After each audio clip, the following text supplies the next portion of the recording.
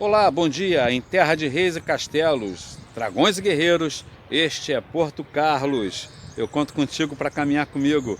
Vem se aventurar.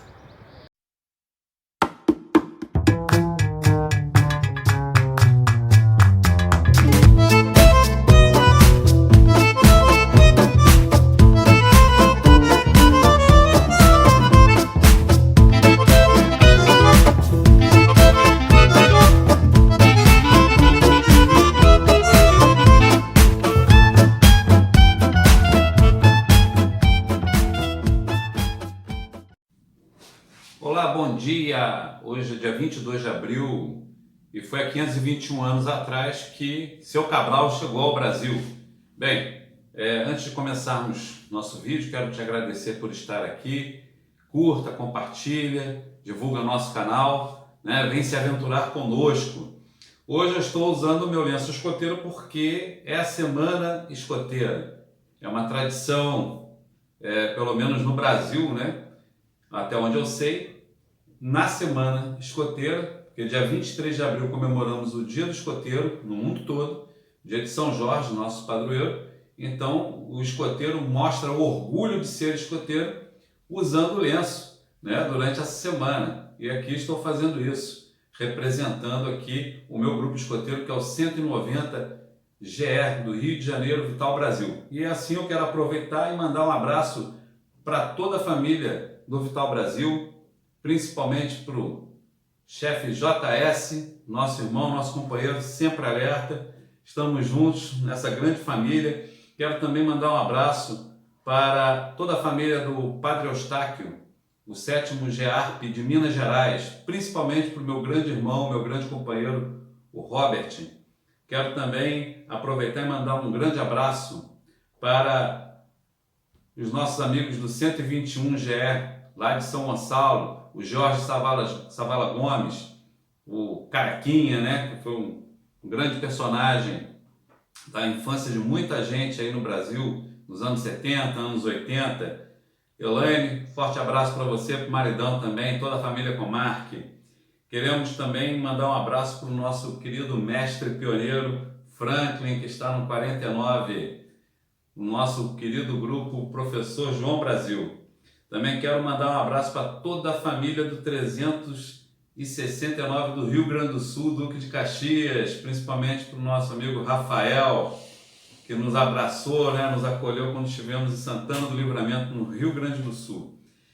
Quero também mandar um abraço para a família do 182º Grupo de Escoteiros de Realengo. Não os conheci pessoalmente, mas ficamos aqui na torcida, né, e indicamos algumas pessoas a procurar esse grupo aí no bairro de Realengo, no Rio de Janeiro.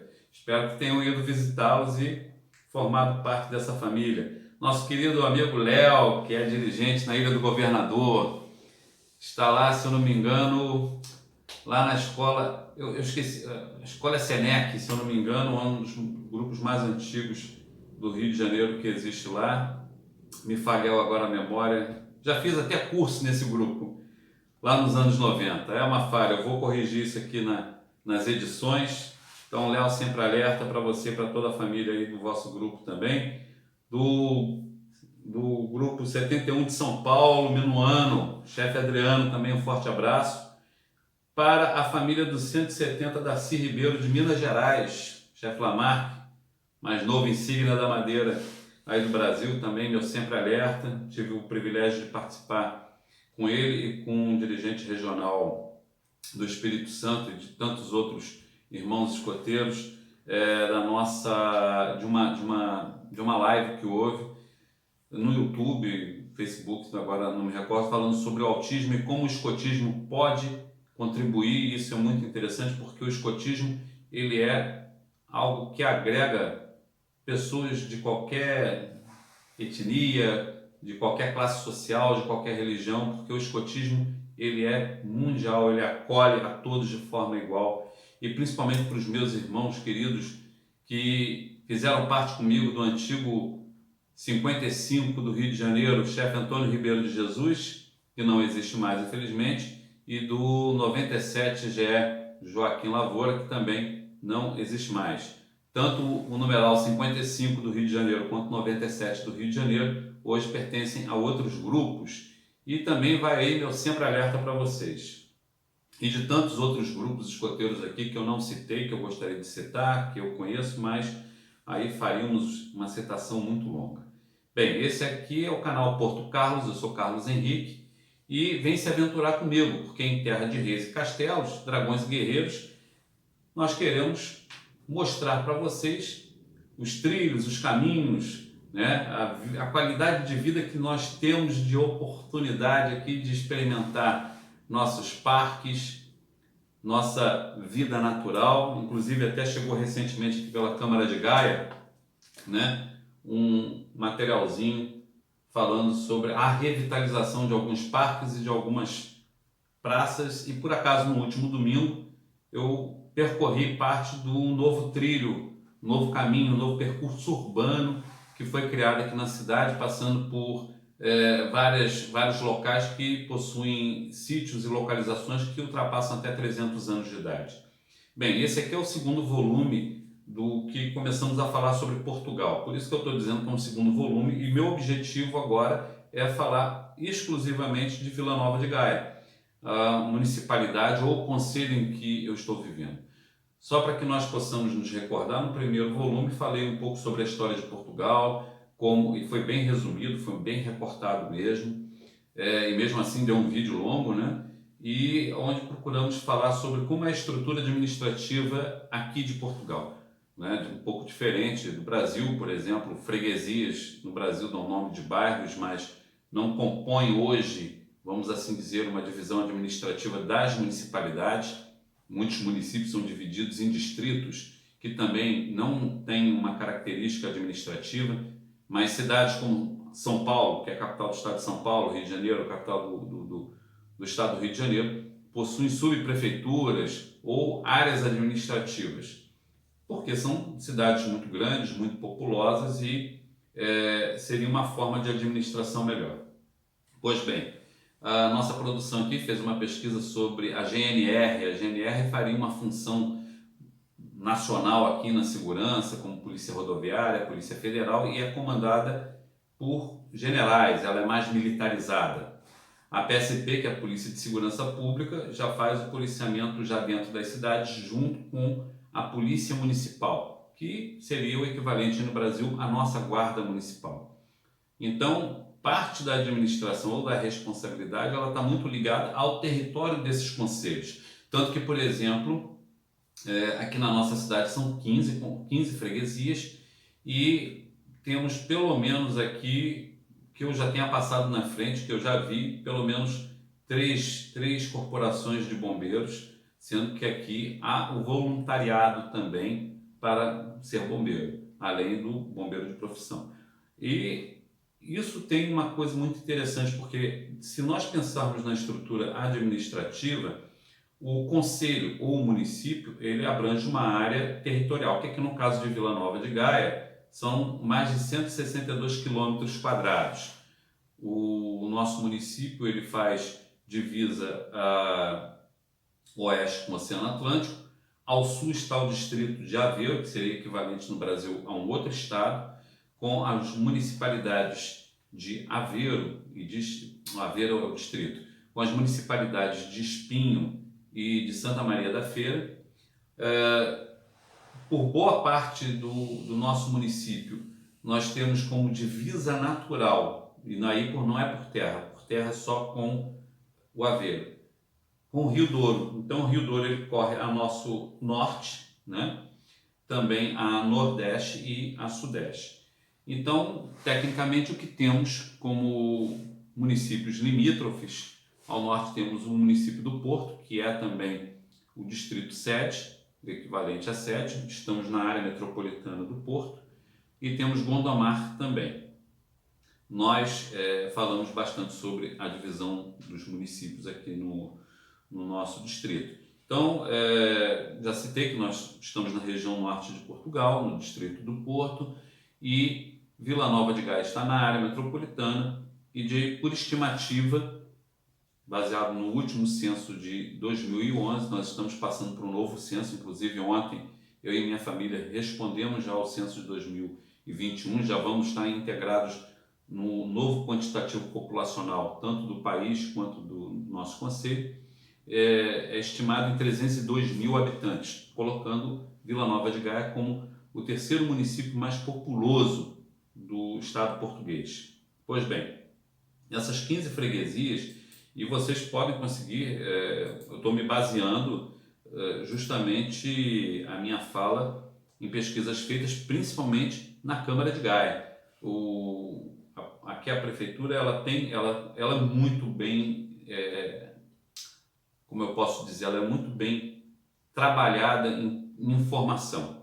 E isso é uma outra coisa interessante que eu quero chamar a atenção de vocês, que é sobre a questão da organização do território, porque houve uma organização das freguesias. Muitas freguesias foram unificadas e daí elas têm um nome político de União de Freguesias, como acontece aqui com a freguesia que eu moro, que é a União de Freguesia de Mafamude e Vilar do Paraíso.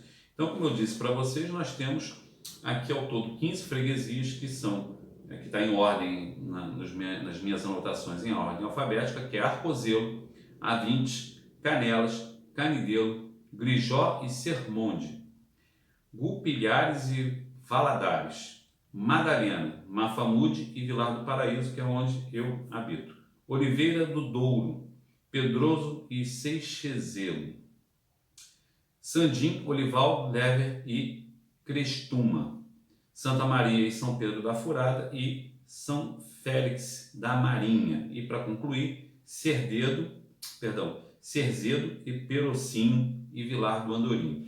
Então, essa divisão tem o objetivo de facilitar a administração municipal. Então, o que acontece? Nós temos a Câmara, como é chamado o município, o prefeito aqui é chamado de autarca, e ele administra, ou ela, toda essa municipalidade. E temos a Assembleia de Vereadores, ou seja, o equivalente à nossa Câmara de Vereadores no Brasil. Porém, cada freguesia, ela também tem a sua administração local, ou seja, isso é uma coisa muito inteligente porque isso descentraliza da prefeitura problemas ou resoluções mais imediatas. E, obviamente, que nessa época de pandemia é um pouco mais complicado tratar dessas coisas, mas as atividades são abertas ao público, todos podem participar, inclusive, das audiências públicas, sugerir, propor, inclusive esse ano nós tivemos eleição presidencial aqui em Portugal e vamos ter eleições municipais agora, se eu não me engano, entre setembro e outubro, eu posso verificar melhor para vocês, e onde serão eleitos aí para os novos mandatos os novos representantes. E nas freguesias há também uma administração com assembleias, ou seja, a participação popular aqui ela é muito ampla. Aqui o voto ele não é obrigatório, mas a conscientização da importância da vida pública ou política das pessoas é muito grande. Atualmente temos como o presidente da Câmara Municipal aqui o Eduardo Vitor Rodrigues, do Partido Socialista. O nosso município ele consta como fundado em 1834, mas ele recebeu o foral lá na Idade Média, já no século XIII, se eu não me engano. Ou seja, a nossa história aqui, que é o ponto agora que eu volto a falar para vocês, é muito interessante. Aqui as ocupações elas são antigas, elas vêm desde a época da pré-história, existem vários sítios pré-históricos aqui, pré-cristãos, romanos, celtas, enfim, um país muito rico nisso tudo, nesses vestígios, nesse patrimônio cultural e histórico. E é esse o papel que eu quero também aqui com esse canal, de apresentar não apenas a questão da qualidade de vida, que eu acho que isso é muito caro para todo mundo, especialmente no Brasil, essa necessidade de poder viver em paz, todos terem acesso a bons serviços, a bom trabalho, a boa moradia, a boa alimentação e a bom lazer. Porque quando nós falamos em lazer, não significa exclusivamente apenas ir para a balada, por exemplo, ou ir para um cinema, mas uma caminhada com a família, com segurança, com tranquilidade. Isso aqui nós temos de sobra e é muito bom. Então, aqui a Câmara ela tem essa preocupação de fazer com que a cidade está passando por várias reformas. No nosso próximo vídeo, que já está gravado sobre a primeira caminhada que eu fiz aqui no Centro Histórico, mostro parte dessas obras para vocês lá e quero dizer o seguinte, até me desculpar pela demora da publicação deste vídeo que eu estou fazendo aqui agora, né, no dia 22 de abril, porque andamos aqui meio resfriados e aí o objetivo era justamente fazer um trabalho mais bem pesquisado para vocês, para apresentar, e aí ficaria difícil, né, mediante a todas as situações, fazer esse trabalho, por isso que esse vídeo está entrando até com um pouco de atraso, ou seja, eu já tenho vídeo de caminhada pronta, que eu poderia já ter publicado aqui no Facebook, aqui no YouTube, e eu preferia colocar esse volume 2, vamos assim dizer, sobre Gaia, antes de baixar esse vídeo da caminhada.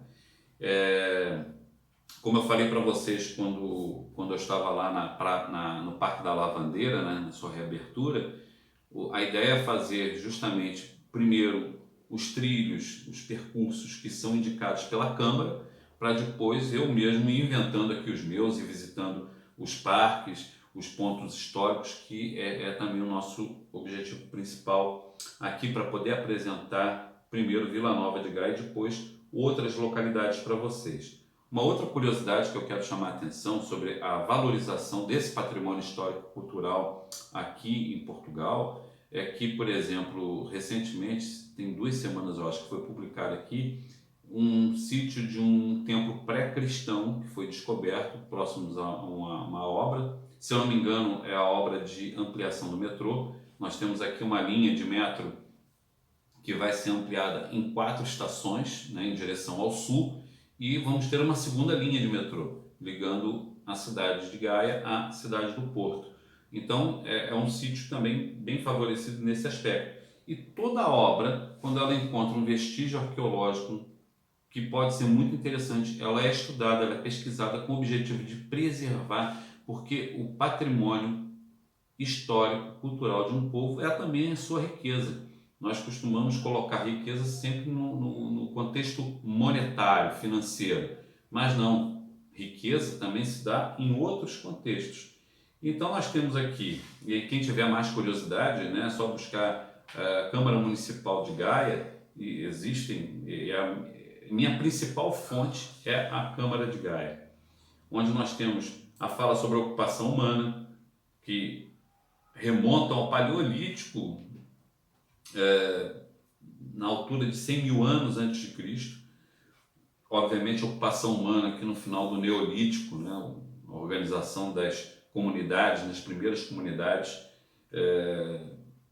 voltadas para o sedentarismo, né, agricultura, pecuária, depois a formação dos primeiros núcleos urbanos, a ocupação de povos antigos como os celtas, né, os indígenas dessa região, depois outros povos que vêm, principalmente os romanos, a herança romana aqui é muito grande, mas é uma região também que já foi ocupada por fenícios, né? Devemos lembrar que um rio do tamanho do Rio Douro, que se eu não me engano, eu não sei se a pronúncia certa é essa, Dur, né, em céltico, mas tem também Durus, né, do latim, que também tem uma ligação, e tem o parque que eu já falei, que fica aqui no município de Gondomar, que é dividido com Gondomar, Penafiel e Paredes, que são ou Valongo, agora não me recordo bem, são municipalidades que dividem essa serra e esse parque, onde existem vestígios da presença romana e inclusive da mineração de ouro, né? Rio Douro,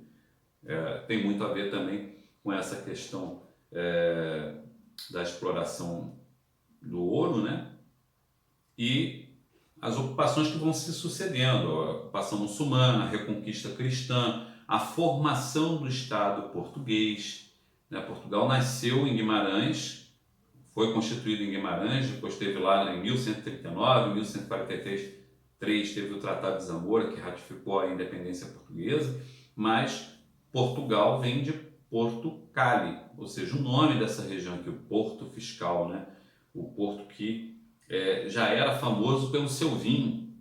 E é a curiosidade também que eu falei que o vinho do Porto é do Porto, mas ele é engarrafado aqui em Gaia. Inclusive, parte desse circuito histórico que eu fiz mostram as caves ali no Beira-Rio, ou Ribeira, né, também como eu chamei, onde existem várias empresas que trabalham com essa temática do vinho. Eu até falei do WOW, né, o WOW, que é o World Wine.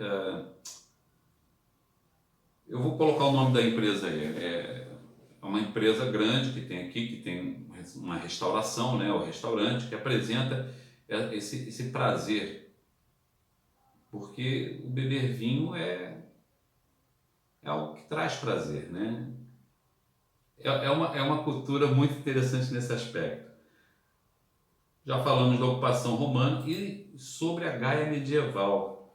Nesse outro vídeo também eu passo próximo ao Pelourinho, que indica, né, e aqui até na Câmara de Gaia eu posso, na próxima caminhada, focar aí para vocês. A Carta Foral é um documento que os reis davam no período medieval para as cidades, indicando a sua autonomia, né?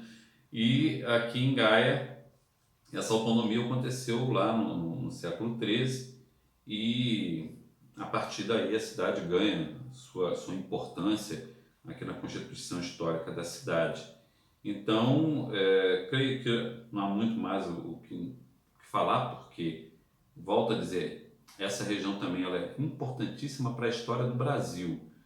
Aqui nós temos uma estátua de Dom Pedro IV. Você sabe quem foi Dom Pedro IV? Dom Pedro IV, Duque de Bragança, pai de Dom Pedro II, imperador do Brasil, e de Dona Maria II, a educadora, rainha de Portugal. Sim, estamos falando de Dom Pedro I. Dom Pedro I ele é muito importante para essa região por conta justamente de ter partido aqui do Porto a iniciativa de reconquistar a coroa para Dona Maria II, sua filha. Dom Miguel, seu irmão, usurpou o trono da sobrinha e, obviamente, dividiu o país numa guerra civil entre miguelistas e pedristas. Ele tinha abdicado ao trono de Portugal porque ele queria continuar como imperador do Brasil. Ou seja, lembrem lá das aulas de história, a Revolução Liberal do Porto, 1820, que transformou Portugal numa monarquia constitucional, que obrigou em 1821 Dom João VI a retornar para onde? Aqui para Portugal, e que impôs uma constituição ao rei. As cortes lá de Lisboa queriam que Pedrinho voltasse, né? Mas Pedrinho não quis voltar, quis ficar no Brasil. Qual foi a solução? Ele abdicou o trono de Portugal em favor da sua filha, com então 12 anos. E aí arrumou o casamento lá, né? Que era mais, segundo as mais línguas, um casamento de aparência. Ele tomou posse desse trono e Dom Pedro deixou o trono brasileiro em favor de Dom Pedro II, então com 5 anos de idade, e rumou aqui para a Europa com o objetivo de conquistar apoio. De certa forma, Dom Pedro era o legítimo herdeiro desse trono e se ele o abdicou em favor da sua legítima herdeira, a sua filha mais velha, Maria da Glória.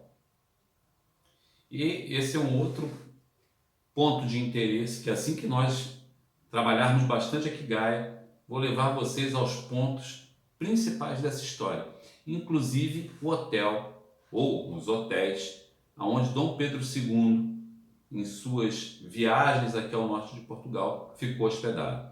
Inclusive um desses hotéis fica na mesma rua onde fica o Café Majestic, onde houve muita inspiração, muitos cafés ali inspiraram a J. Rowling, né, a escrever o Harry Potter. É na mesma rua, chama-se Rua Santa Catarina, e ali fica o hotel onde Dom Pedro II se hospedou, já exilado, né, já deposto como imperador do Brasil, e aonde a sua querida esposa, a imperatriz Teresa Cristina, veio a falecer. Então, olha quanta riqueza e quanto material aqui eu tenho para apresentar para vocês. Então eu vou terminar esse vídeo, vou agradecer a sua participação aqui e também vou te pedir, curta o nosso vídeo. Quando você curte esse vídeo, você transmite ao YouTube que esse vídeo tem relevância. Compartilhe esse vídeo, se inscreve no nosso canal, convida seus amigos a participar. Sou um produtor independente de conteúdo e eu preciso da sua ajuda para continuar produzindo. Então eu conto contigo, vem se aventurar comigo. Eu sou Carlos Henrique e este aqui é Porto Carlos, em terra de reis e castelos, dragões e guerreiras. Até a próxima!